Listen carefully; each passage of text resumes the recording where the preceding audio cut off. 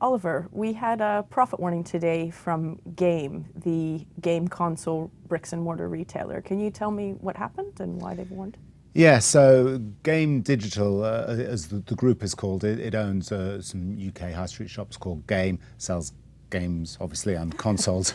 They've warned on profits for this year. They've got two problems. The first is that, and both problems are related to a shift from older consoles like PlayStation 3 and Xbox 360 to newer consoles like PlayStation 4 and Xbox One. So sales of older games of the older consoles are dropping off quicker than the company expected. Meanwhile, sales of consoles for the new games are not accelerating as quickly as the company expected. That leaves a sort of very big gap in the middle, hence the profit warning.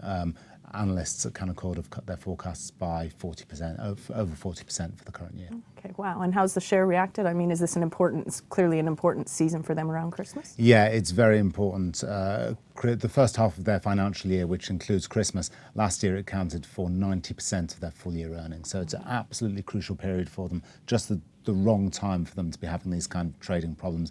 Unsurprisingly, the shares have reacted very sharply. They're down more than a third today. That said, over the long term, they haven't done badly. They floated last year at 200p, and until the close of business yesterday on Tuesday, they were still above that 200p level, but obviously with this warning, very sharply down.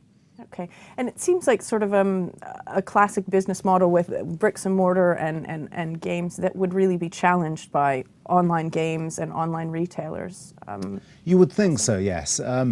You would think exactly this kind of business with no future, but it's been doing well enough so far, and there are a few reasons behind that. The first is that it does sell a lot of things online. A lot of the things it sells in its drops are codes that people then take home to download games. Another reason that the bricks and mortar format works for them is that a lot of their customers are perhaps children or people who don't have cards, and so they need to spend cash in the shops. So the shops work well enough. The company has also been diversifying into events. People go to these events and watch people play games. It also has some stores in Spain. It's been diversifying. It's not blind to the problems.